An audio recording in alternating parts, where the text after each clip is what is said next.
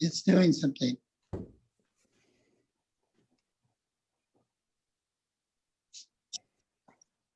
Oh, I can't do different.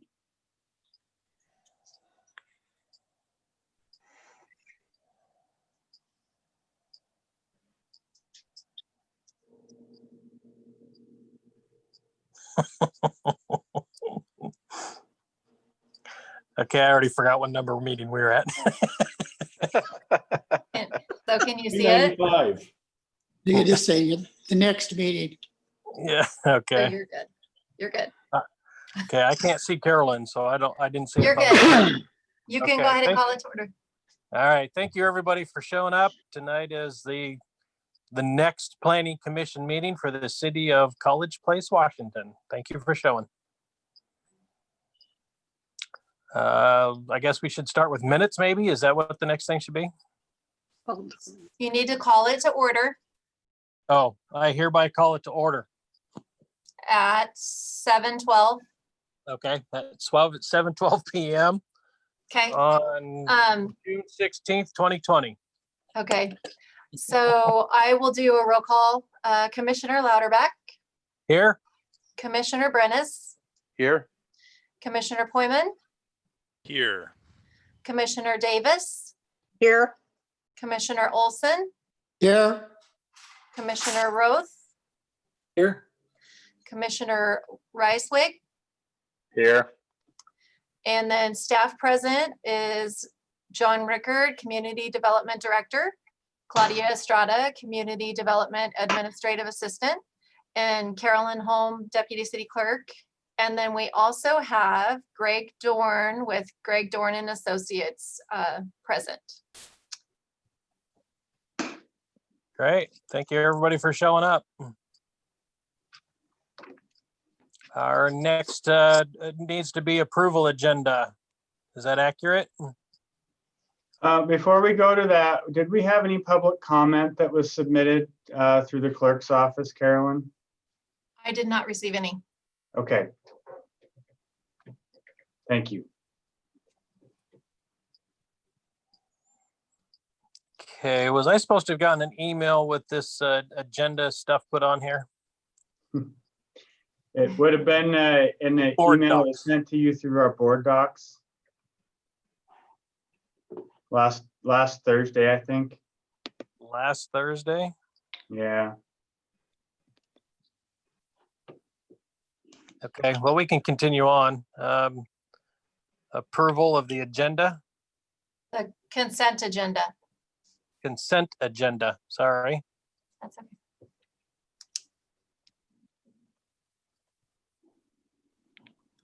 So you need to request a motion, a first and a second, and then everyone, if they're in favor, says aye. Okay. So I'm asking for a motion to approve the consent agenda. I move to approve the consent agenda. I second it. Okay, we have an approval. We have a second. All in favor, say aye. I, Aye. All opposed? Carried, motion's carried. It sounded like to me we had two people that seconded the motion. I heard Eileen, Commissioner Davis, and then there was somebody else. So who got that? I spoke, but Eileen can carry that. Thank you. Okay, thank you. Did you get that, Claudia? I did, I'm helping her. Okay, okay. Okay, so we move on to the minutes or do a agenda approval. We already did that. So let's do the minutes. Has So, everybody had a chance to look at them? so the minutes were in the consent agenda. If everyone approved on the consent agenda, that would be included in there. Okay. Then, So the next item on the agenda is the Unified Development Code revisions. okay. And I imagine Greg's going to be talking to us about that. Is that what the process is now? Yes. we have, can everybody hear me okay? Yes. Yes. Great. Yes. There are 4 items related to the Unified Development Code. 3 of them are for discussion and 1 of them is an informational item. We changed the order a little bit in hopes that the police chief might be able to join us. But it turns out he does have another meeting tonight. But we'll keep the order as is. So Okay, tell us which one you were gonna, that we're gonna talk about, and which one that was just in FYI, please. Yep. The 3 we're going to talk about is the first one, commercial hemp production. Okay. Number 2, development agreements is informational. Okay, Number 3, RV parks is discussion. And number 4, accessory buildings is discussion. Okay, All right. good, good. thank you. So take it away, Greg. We appreciate you. You bet. Thank you. And I'll introduce each one. So the first one is commercial hemp production.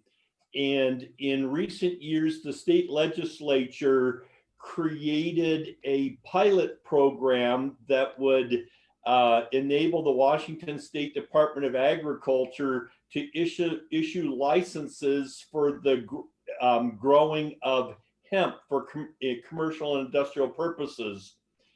And more recently, the department has now made that program permanently, and hemp now joins marijuana as a state licensed agricultural product. In other words, you have to have a license in order to grow it. And hemp is very similar to marijuana in appearance, in smell, but there is a significant difference, which is hemp does not typically have the chemical compound that causes the high or any of the hallucinogenic effects associated with marijuana. So it is similar to, but different in a significant way. And last year, there was a College Place resident that applied for and received a license to grow hemp on a commercial basis in the city. And unfortunately, they lived in a residential zone. And unlike other situations that the state licenses, like marijuana, or when they issue a liquor license or something like that, the Department of the state law does not have, and the Department of Agriculture did not include in the permitting process any procedures to contact the local government and give the local government an opportunity to comment before the state license was issued. So the resident got their state license, planted their crop. It's a very heavily regulated industry. They complied with all of their standards, and then they encountered a series of problems. And what they encountered is not unique to College Place, but apparently has been encountered in a number of situations where, because of the similarity of appearances, they encountered numerous instances of having plants stolen. And over the course of the summer, there were maybe 9 to a dozen calls to the police department from the property owner complaining about stealing of plants and trespassing and related matters. Well, as the growing season progresses, hemp, which is, once again has many common characteristics of marijuana, also has the characteristic that as the plants ripen, you can also smell it. And even neighboring properties can smell it. And so, adding to the calls and complaints that the city received about the stealing of plants and trespassing and the like, the city was also receiving nuisance complaints about the odors. And so John has talked to the chief. I've talked to the chief. He said, the owner was a great guy. He was easy to work with, but it was a problem for everybody involved. And so in talking with the Department of Agriculture, they still have not, and apparently at this point don't intend to institute any opportunities for city input into the licensing process. So it really is a matter for the city to decide, is this an activity that the city would regulate through its zoning code, as it has with marijuana. And in the city of College Place, the production of marijuana, the growing it, processing it, and sales of it is not permitted. And so now we have a situation where we have a similar product, also requires a license. We know from experience that it was problematic, at least the first time. The property owner has not applied for a license this year. But that doesn't mean that he or somebody else, certainly could in the future. So the planning question is, should the commercial production of hemp be a activity that is regulated through the zoning code? And should that regulation be limited to just the hemp itself, or should that be a part of a broader regulation that would cover other agricultural activities? Now, in planning under the Growth Management Act, the county, for instance, all counties have a requirement to identify agricultural lands of large commercial significance and take actions to preserve them out in the county. And the Growth Management Act says that you should not have agricultural lands of long-term commercial significance inside city limits or in urban growth areas. So the law has already created one separation, but this would be a case where the growing of hemp may not rise to the level of being a agricultural product of long-term commercial significance. But if it's a viable activity and somebody wants to do it, should it be regulated within the city? Now, if it is to be regulated in the city, then there's several things to consider how to go about doing that. Walla Walla, College Place are agricultural communities. Agriculture is a big part of the economic base of the community. And so I think there's perhaps a recognition of the importance of agricultural and acceptance of some of the things that come with it. But also within a city, you could argue comes, there should be also an opportunity to be able to live in your house and enjoy your house and your property without interference by others. So that's one factor consideration. Some agricultural products, you could say, well, those would be nice things to have as like fruit trees that blossom in the spring or something. But you could get situations where perhaps spraying of pesticides or something could be a concern. Or if you regulate based on odor, that becomes kind of a slippery slope. Some people might say that spearmint smells great and is really enjoyable. But if you've ever had the opportunity to drive in the lower Yakima Valley on a hot summer night, that spearmint might not be so pleasant of a smell. It can be pretty overwhelming and pretty powerful. So Pardon me, there's Greg. a number of different ways this can be looked at. And as we looked at all the different ways, we thought it might be best just to keep it simple and focus just on the commercial production of hemp and not deal with issues like, should Randall be able to grow sweet onions in his backyard and sell them in a vegetable stand out front and things of that nature? But that's part of the discussion we'd like to have with you. Is this part of a bigger problem, or is it a limited problem? And if it's limited, are there any areas in the city where the commercial production of agriculture and particularly hemp would be appropriate. I think we could perhaps argue that residential neighborhoods are not appropriate for that kind of activity. But what if, for instance, industrial areas? Well, then we can say, well, the city has virtually no industrial land within the city limits. So, you know, maybe that's not a problem, or maybe why bother? But on the other hand, there's 218 acres out by Martin Airfield that's been designated or targeted for industrial development in the future. So you could potentially have a 218 acre hemp farm out by the airfield.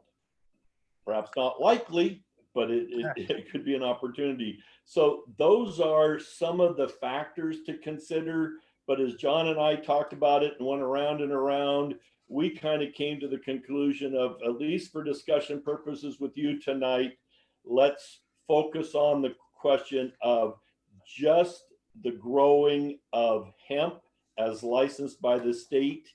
And our suggestion was that it would not be permitted in any of the zones, with the possible exception of the light industrial zone. But we want to throw that entire thing open for your discussion and your questions. I have two questions to start this off with. First off, is a home garden even commercially recognized? I mean, is that even a commercial enterprise for a home garden? If it's a Yeah, home second garden off- for personal use, it's not an activity at all. Okay, but let's say I had a home garden. I wanted to do the onions in my backyard and sell them down at the farmer's market downtown. Is that considered a commercial business? Is there, I guess what I'm kind of getting to is the word commercial. Is there another level of potential agriculture that's not considered commercial that would cover everybody in the community anyway?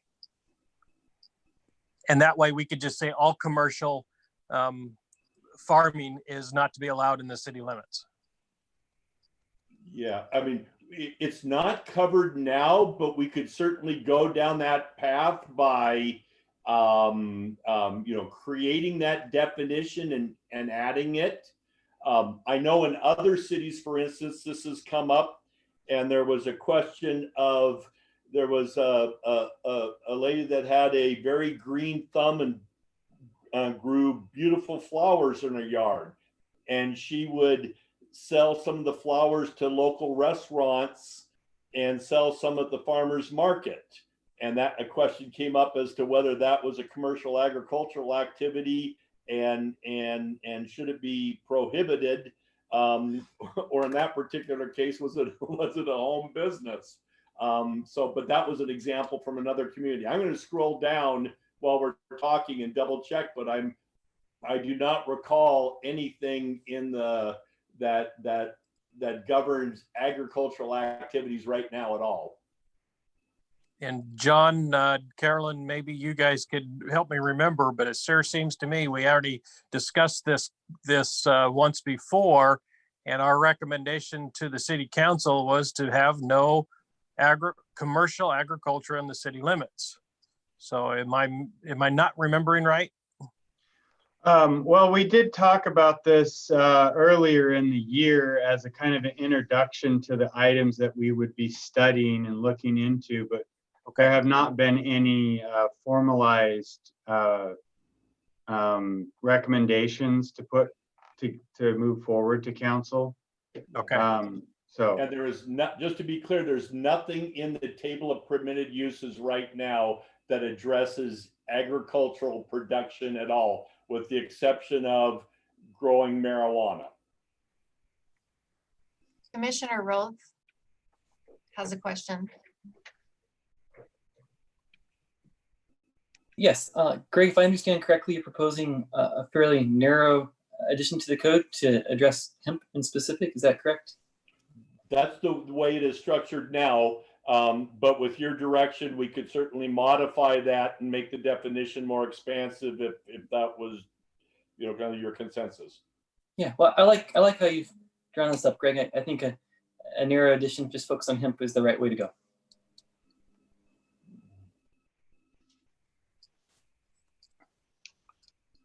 Are we just speaking out loud or raising our hand or what? There's been a few that have used the raise their hand function. Commissioner Reiswig did also. Okay, where is that? I guess I'm sorry, I don't see it. Hey, Carolyn, why don't we just have you ask each individual one of us if we have a comment? Okay. Do you want to go, Commissioner Reiswig, or do you want to wait? Sure. So kind of the question I have is, we talk about within the city limits, but I know there are pockets of county property within our city limits. Does this impact that property or not? No. So, and then with that field specifically, I'm actually intimately aware of it. Right next to it, they used to, up until I think last year, grow onions. Is that city or county property there? City. Okay. I mean, I hate to see us lose some of those legacy agriculture stuff, even though it's within the city limits. So I'd like to make sure we don't try not to do that with what we're doing. Commissioner Brennis? Yes, so the other question is, so you said that in the permitted uses, there's nothing that pertaining to agriculture. Is that correct, Greg? Yes, yeah, it's So- neither permitted nor prohibited. It's Okay. silent on it. All right, I want to clarify that. Now, is there anything about, so this is kind of related, but anything about animals, like raising animals in the code? Well, there isn't a separate section of the code that governs how many animals you can keep. And John, you might be more familiar with what it, but there's typically something that says you can have 6 cats, 4 goats, 3 chickens, et cetera, et cetera.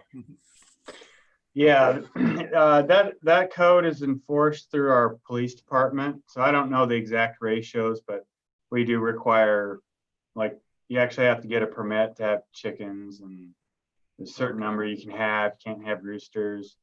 You can have large livestock, but you do have to have a certain square footage to have those animals. Okay. And setbacks from, neighboring properties and whatnot. All right, so it's already covered. So basically on the agricultural side, I think I agree with Commissioner Reiswig that I don't want to do something that then does not allow some of the people that have some acreage that they've been cultivating already in the city, that then they can't do that.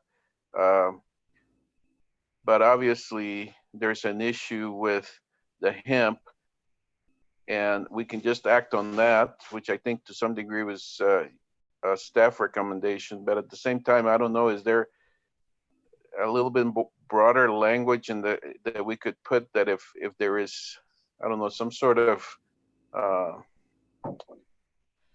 don't know if there's some other agriculture that could present the same problem, that would have bad odor or other issues like that could become an issue, that instead of just solving the one with the hemp, we could also have some language that then could potentially address some other crop that pops up in the future that becomes an issue for the neighbors. Or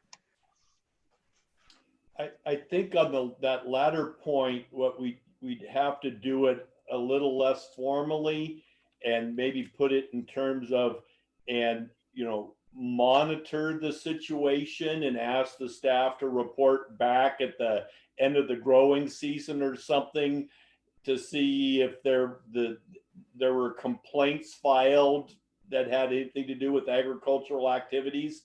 But I think it would be difficult in terms of regulations to say that we're going to regulate this and something else if it comes up. So we probably have to say, let's watch it and monitor it, and maybe, like I say, at the end of the growing season, We could go over the any complaints that the city see and see if there was maybe, problems with, plowing the onion fields or something that we just weren't aware of, and it's a bigger problem than we thought. But the only specific problems that the police have encountered that the chief reported when we talked to him was specifically with hemp, and because of its similarities to marijuana. So if I could add a little bit to that, so odors are covered as a nuisance underneath our nuisance ordinance, and that was actually one avenue that I believe we considered treating this hemp activity. The problem we ran into was that it was because it was permitted through the Department of Ag. It would have been difficult for us to declare it as a nuisance. But since most other, I'm not aware that I think Greg, I think you pointed this out earlier, maybe I read it in your summary, is that there are not very many other agricultural activities that require an industrial license from the Department of Ag. So any of our other, if somebody wanted to start up a spearmint farm or something, I think we could deal with that as a nuisance from the odors of that, if need be.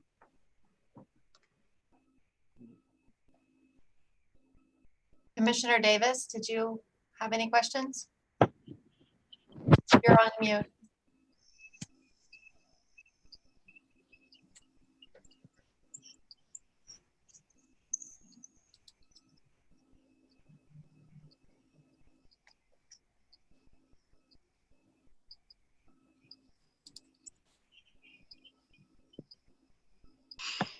Okay, can you hear me now? Yep. Okay. When they started this marijuana, didn't they require them to grow that in buildings? The state law does not require marijuana to be grown in buildings, but it has very specific requirements that apply whether it's grown indoors or outdoors. There are very few, if any, outdoor marijuana growing facilities that I am aware of. Spokane County had one of the few, and they had all kinds of problems with it, and it was ultimately either abandoned or the county adopted regulations that prohibit it. So many communities have exercised the option of banning outdoor growing, but that's done at the local level. As a practical matter, very, very few, if any, is grown outdoors these days. I think it's not good to have hemp in the city limits. It stinks.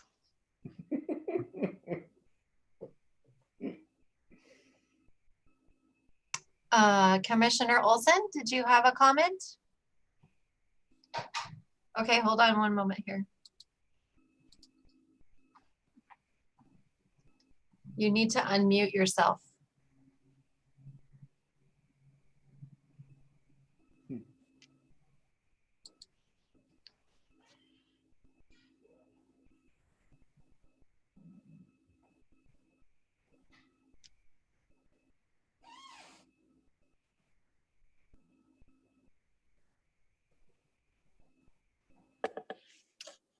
Can you hear me now? Yes. Yes. Okay, no comment.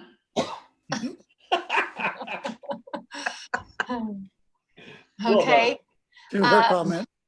Commissioner Roth, did you have any additions since I'm just going right across, or did you already say yours? You're good? Okay.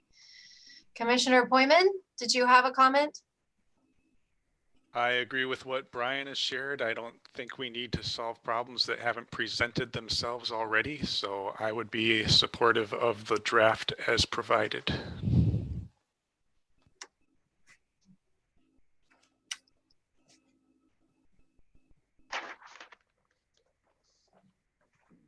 So the draft as provided, it does kind of have like a question mark in the light industrial zone. So we need to kind of, I don't know if Greg, do you want to talk a little bit more about that? What it would be like? Well, certainly if we were to say that it wasn't going to be permitted in the city, we could just say it's not permitted in the light industrial zone as well. And that would then be very, very clear because the issues that were encountered wouldn't go away if it was in a light industrial zone. You may have to travel a bit to get there, but not necessarily. So because there are industrial areas that are in close proximity to residential zones, so you can still have the same issues. Prohibiting it outright would be clear cut and simple.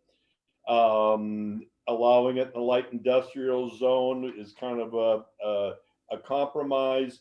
The other thing to keep in mind is that the city has so little light industrial property.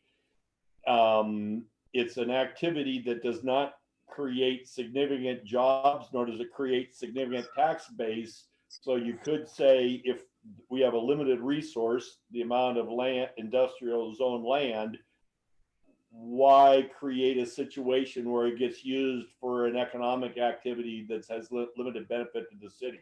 So that might be a factor to consider as well.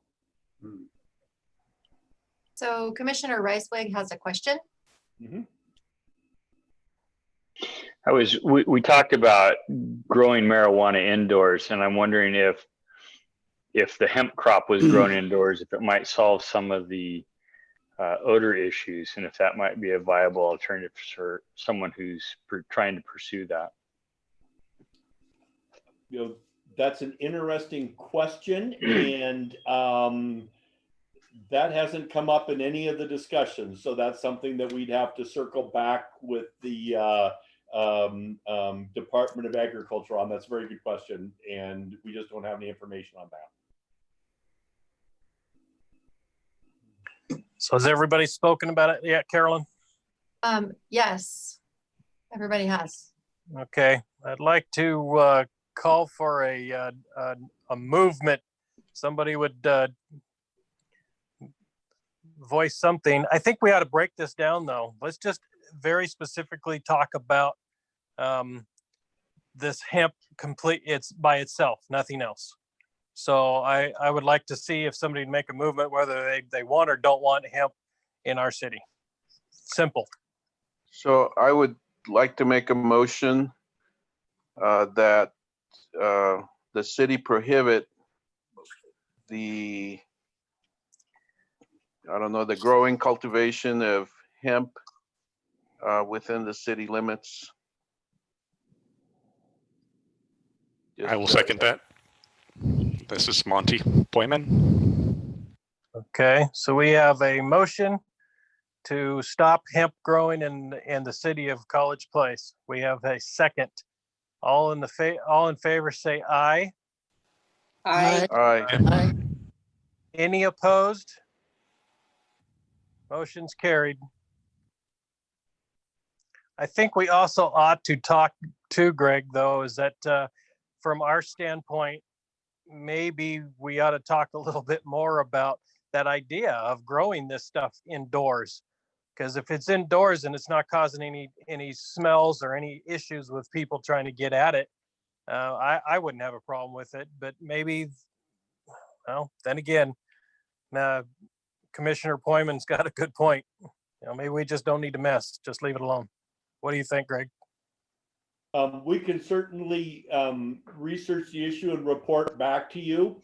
And based on that, you could, decide to leave it as is, or you could certainly modify your recommendation at a subsequent meeting. So we'll report back to you on it and give you a chance to reflect on that aspect specifically. But otherwise, we'll make the initial step is that hemp production, which is the state licensed activity, would not be permitted in any zone within the city limits. Yeah, because I think in a light industrial inside of a building, it would be a different story. But other than that, I think it's just, you know, and I like what everybody says, what they believe on that anyway. So let's go ahead and move on to the next thing. Okay. The second item is a informational item only. The state law authorizes cities and counties to enter into a contractual agreement with developers when approving development activities, and they typically tend to be larger development activities, and they tend to be activities that are implemented in phases or over many years. And this contractual obligation is known as a development agreement. And it is a way of spelling out and clearly identifying the conditions of approval, the mitigating measures that have been required, phasing requirements, special standards that need to be met. And it's a useful and valuable tool that can and even deal with situations where if somebody receives the approval for the project and they subsequently sell their interest to other parties, the responsibilities spelled out in that contract are transferable. So it's a valuable tool that is used frequently by cities throughout the state. And what we have included is language that is basically a restatement of the state law, and it would then clearly authorize the city to be able to utilize this tool as a part when approving projects in the past. A development agreement is requires city council approval. It requires a public hearing before the approval, and the public hearing for the development agreement does not count against the number of the limited number of hearings that can be conducted. So it just adds a layer of public involvement, and like I said, is universally seen as a positive and valuable tool for cities. Some cities don't even adopt the authorizing language because the state law authorizes it, but by having it in the city's development code, it is clear and evident and ready accessible to everybody what the process is and how it is to be used. So we're providing it as an informational item. We can answer any questions you might have about development agreements, but otherwise there's no policy discussion because the state law is very specific in terms of how the tool is used and when the tool is used.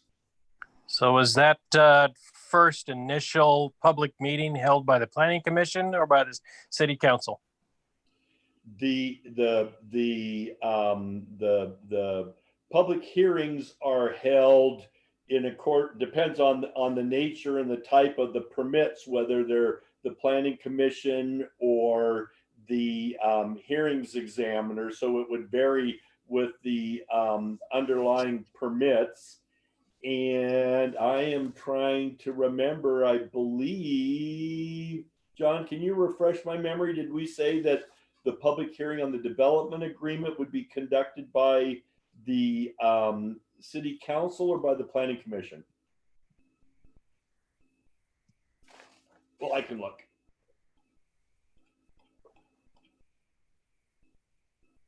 I believe that it's conducted by the City Council, and that would be my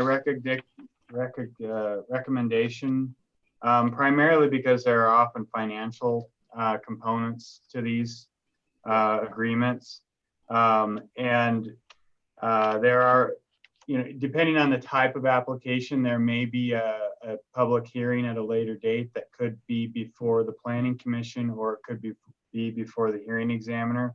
So it may not be necessarily appropriate to have those have it go before the John, planning the way it commission. is written, it says the required public hearing shall be conducted by the city council unless delegated to the city hearings examiner or planning commission. So it would be a delegation by the council.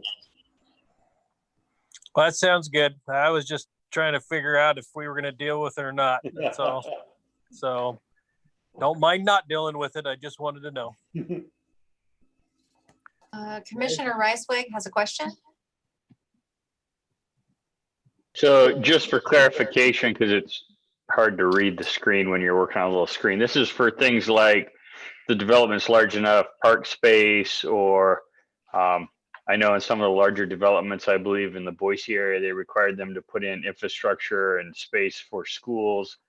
And I believe out in the county, one of the developments that kind of got stalled when things crashed years ago, there's a requirement for them to provide a fire station if they reached a certain capacity of housing. And I'm assuming that's what this is for. Yes.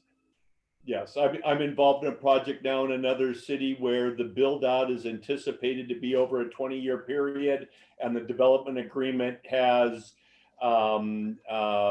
mitigating measures, requires dedication of land for parks, road improvements and street improvements that occur in conjunction with different phases of the project and the like. So yes, they tend to be larger scale projects implemented over time.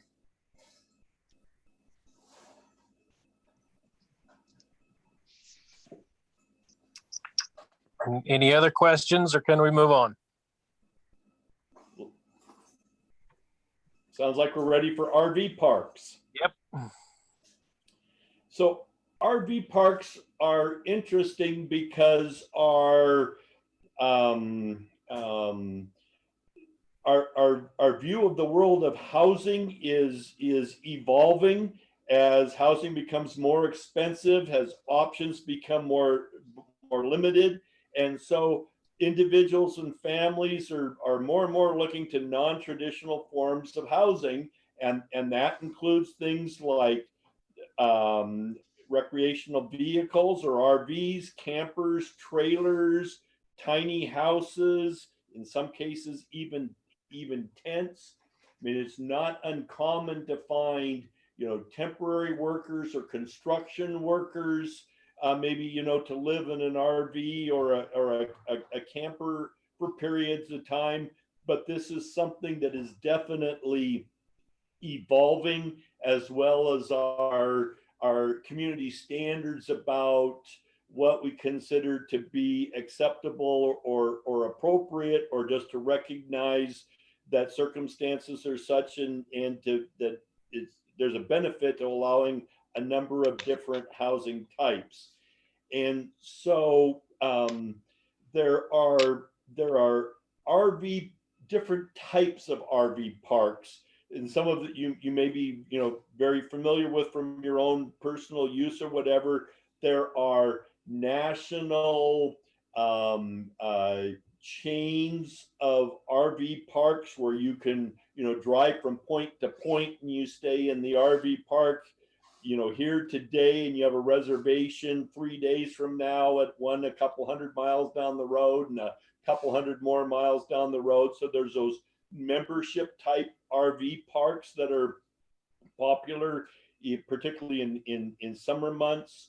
There may be local RV parks in areas that are very attractive to tourists and visitors. And then, like I said, increasingly now there's kind of a new phenomenon where people are looking to RV parks as a place to live in their RV or live in their camper, or maybe park a tiny house and live for an extended period of time.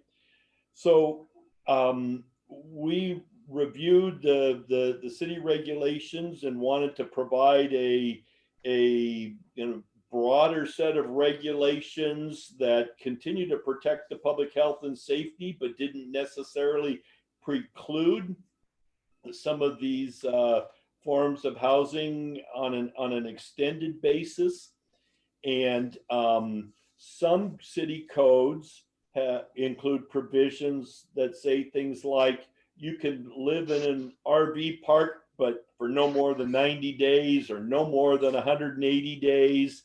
But more and more communities are eliminating that length of stay provision. Communities do typically have provisions that establish some kind of minimum space for each parking area, some separation requirements between the units, parking requirements, of course, requirements for connecting to water and sewer and having sanitary facilities available and the like. And so we looked at regulations in Pasco and Milton Freewater in particular, figuring that they're both kind of in the area to see what others are doing. And so we tried to craft something based largely on Milton Freewater's regulations with some little sprinkling of Pasco, if you will, along the way. So we've offered something here for your consideration. Do not particularly have strong feelings one way or another. I think it would be appropriate. I think one could argue that there could be less regulations if you were kind of the mindset of the marketplace will be self-correcting, and if an RV park isn't well designed and well maintained, the owners will feel the effects of that in the marketplace. You might argue that maybe more regulation is necessary if you tend to be a skeptic when it comes to the market regulating things, particularly when it applies to people with fewer or less options. So you might have some individual perspectives or thoughts on that, but we tried to come up with something that kind of was middle of the road. And it's certainly something, if you have immediate questions or comments, that would be great. It's also something if you want to think about it and reflect on it and do a little research and talk to friends and neighbors, and extend the discussion in the next meeting, we could do that too. So we wanted to excuse me, introduce the subject and see how you wanted to proceed. Well, I, for one, want more information. I'd like to see this. I can kind of see what we're looking at here on this screen, but I can't move through it, so I can't read it all as I work. I think the Four Seasons on Dallas Military Road is a good example of a nice RV park. It has adequate grass and asphalt, and I think they're very needed.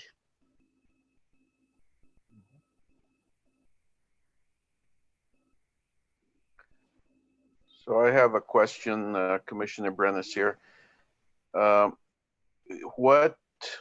In what zone would they be allowed? Well, that also is a good question. It seems like the commercial zone would be the kind of the logical first choice, because not only is it a commercial activity, but it is that puts it in proximity to some things, restaurants, stores, and recreational opportunities, and also that typically results in them being closer to highways and major arterials, which is appropriate. I guess one might argue that perhaps an industrial zone wouldn't be out of the question. But once again, go back to our discussion, is that how you would like to allocate a scarce resource? Certainly the public uses zone might be appropriate. There might be places where the city has land or other public agencies have land that might be appropriate for an RV park. And the other possibility is that you could argue that that is a form of multifamily housing and therefore should be permitted in the multifamily zone. So I think it would not be appropriate in a single family neighborhood, would not be appropriate downtown, and it could be appropriate in the university district or on the campus, and that might largely be a matter that is left to the university to decide. As an aside, for instance, if you tailgate at a WSU football game, you know, there's 6 or 7 or 8 games a year, so you could argue that it's kind of a de facto RV park because there's one about every weekend. The city of Pullman does not regulate RV use on the WSU campus. They leave that to the university. So you could look at any one of a number of zones, but I think that the single family and the downtown mixed use would be the kind of the two obvious, they're not appropriate here zones. Okay, and so I am kind of agreeing with Ken in that I think I need a little more time to think about this and study it. But that was helpful, Greg. Yeah, so we're not asking you guys to make a recommendation on this, but it definitely you have access to the board docs, so you guys can get online and read through this more thoroughly, and at some point at a later date, as long as we're moving in the right direction, we'll formalize this into something that we'll be asking for you to take action on. Yep. I would encourage you, if you have family or friends that are RVers, to talk to them, and or as Commissioner Davis suggested, there may be some good local examples to look at, or do some online research, and certainly give it some thought, because it can play out in a number of different ways, and this is a very timely issue. So I would be ready to move on to the next one unless there are other questions or comments. I have a comment. We do have recreational vehicles being used throughout our town, and even a tiny house. So if we don't move on this, people are going to go ahead and use their RVs wherever they can. This is the baby boomers. I mean, that's the way it is. So we need to do something.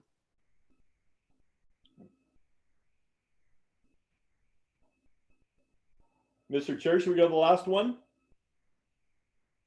Looks like we have a question. Oh, okay. Commissioner Roth. Sure, just a quick comment. I think this is a step in the right direction. So thank you, Greg, and to the city for your work on this. I agree that it's helpful to spend a little bit more time thinking about it, but I just wanted to affirm the good work that you've done. And is that a photograph, or is that live in the background behind you? It's a photograph from Whitman Mission. Okay.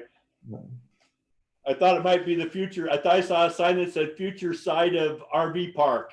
Yeah. No. That is a question that I do have is, does the city even recognize that there's any place other than the potential zone for light industrial where this city even has a place to even put one? There's some properties on South College Avenue that might be suitable. You're right. There are limited areas within the existing city limits that would be appropriately sized for, or located in a proper location for our RV park. What about Rose Street? Yeah, that could be another good location, because I believe what my thought was that they would be allowed in commercial zones, and there's the Gugamelli property up there on Rose Street that might be suitable in size. So there's possibilities. Okay. If no other questions, let's move on.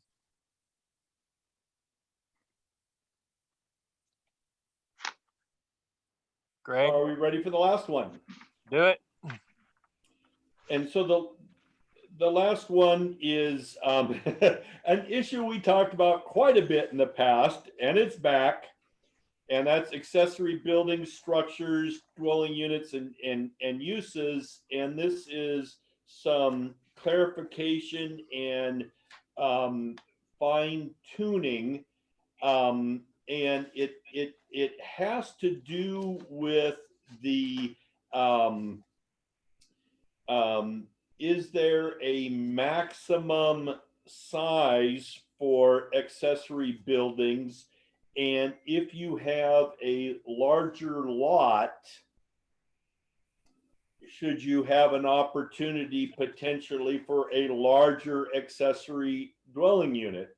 The minimum lot size for a new lot in the city is 6,000 square feet, and the code, as we had previously discussed, said that accessory buildings would not exceed 600 square feet, and you could have an additional 120 foot building that didn't require a building permit for a total of 720 feet.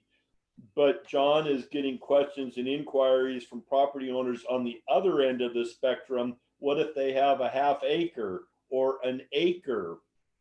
Are they in fact limited to a 600 square foot shop or a 600 square foot outbuilding for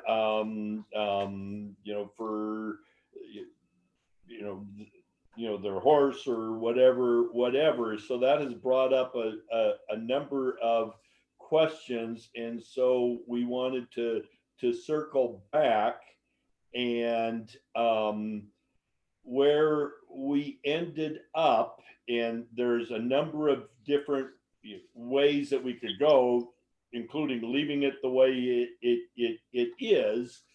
But as John and I tried to talk our way through this, what we came up with is that the footprint of the primary residence shall not exceed 35% of the size of the parcel. That's what it says now. So we have a lot coverage limitation, and it says, and the total footprint of all accessory buildings and structures shall not exceed 10% of the lot size. So that eliminates a strict number that an accessory building can't exceed 600 square feet, but it says that an accessory building and any other accessory structures in total can't exceed 10% of the lot size. So new residential lots, if they're 6,000 square feet, they're 10%.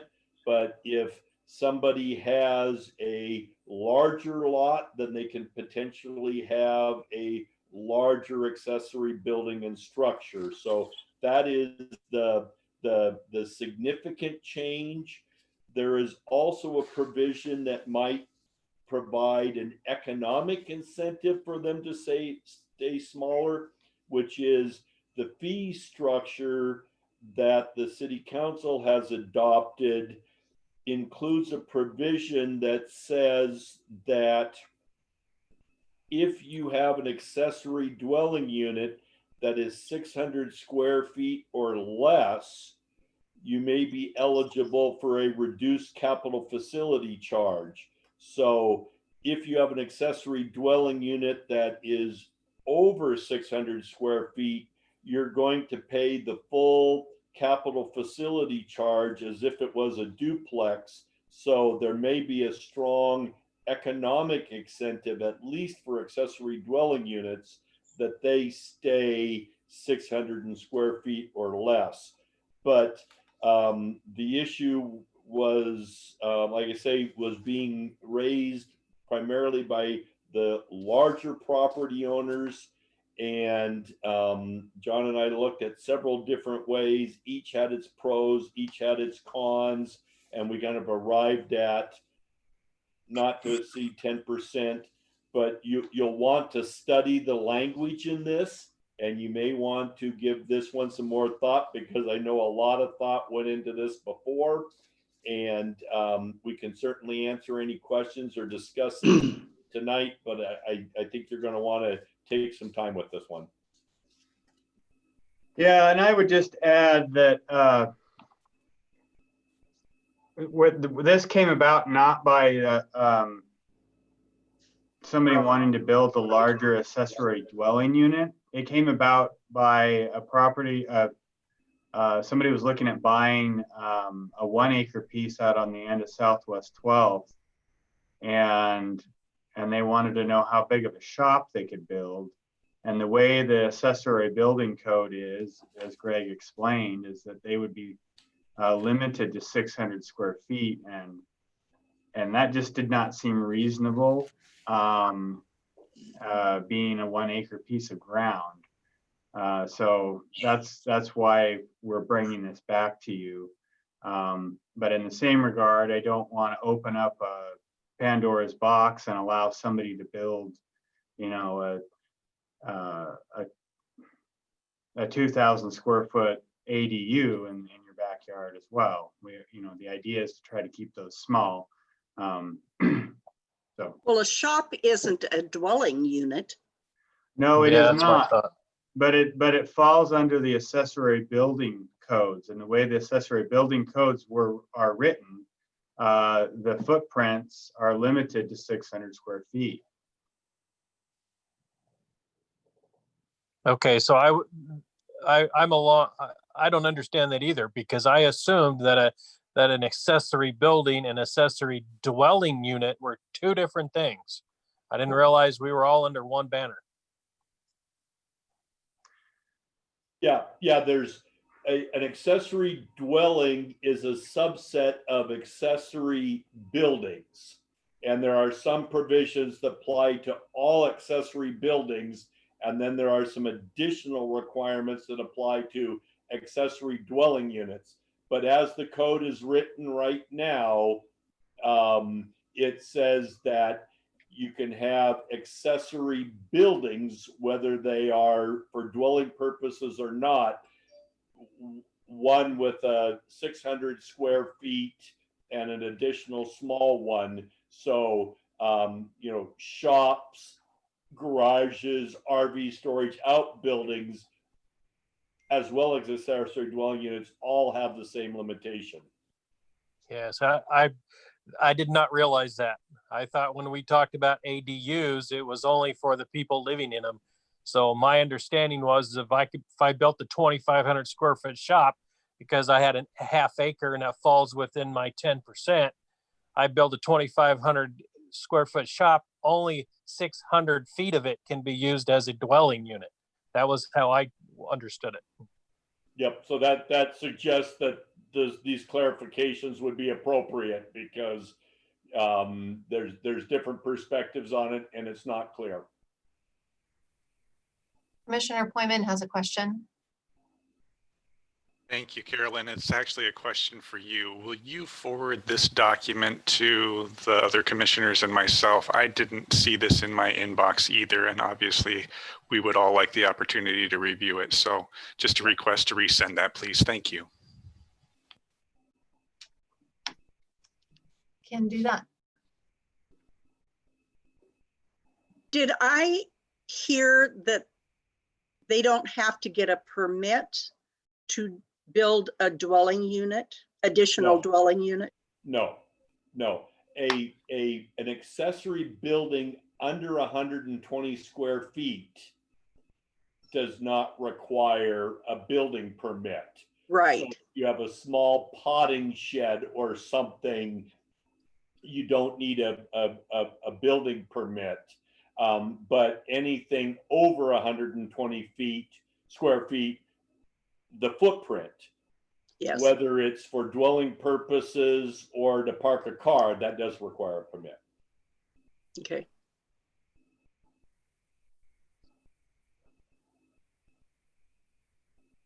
So the memo, when you get it, it will be, this one is going to be in underline and strikeout format, so you can see what we're proposing to delete and you can see what we're proposing to add. So that would be a little bit different, but let's take a look at that, reflect back on our previous discussions, and we'll schedule time in our next meeting to have a more detailed discussion about this. I agree. We definitely need a more detailed discussion. Okay. And that's all I have, Mr. Chair, for tonight. I don't know, John, if there's other items that you have, but that concludes my list. Does anybody else have any other questions? So I wondered whether we could get an update on our comprehensive plan amendment appeal.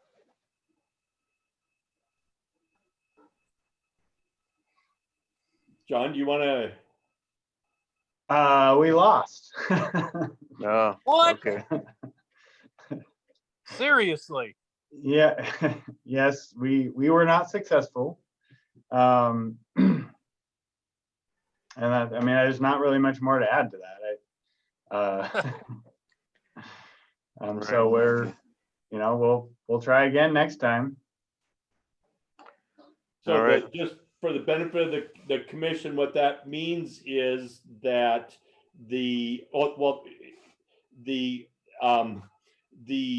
that small area underneath the McKiernan Christensen property has been added to the city's urban growth area for residential development. The area across the state highway, across from the Walmart and the high school, that's in the city's water and sewer service area, and that has a water main going right through the middle of it, remains outside of the urban growth area, even though it has the full range of urban services available to it. And the area out around Martin Airfield remains in the city's urban growth area with an industrial designation, and a property owner that is at least in part interested in pursuing residential development in the industrial area. So it has left muddy waters in its wake, and we'll have to work back through a number of things in the future. Wow.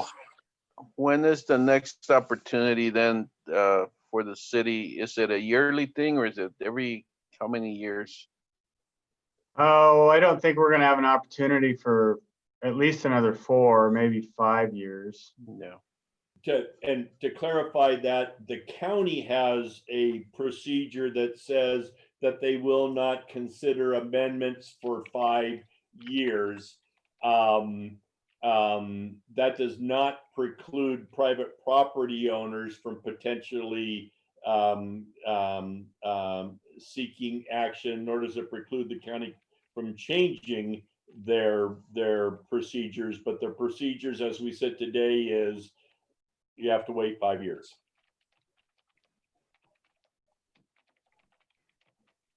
All right. Any other comments? Carolyn, do you see any hands being raised? I do not. Okay, unless I have an objection, I'm gonna call it. Okay, it's 8:20 p.m. and this meeting is adjourned. Thank you very much. Thank you very much. Have a good night. Stay safe and wash your hands. Thank you.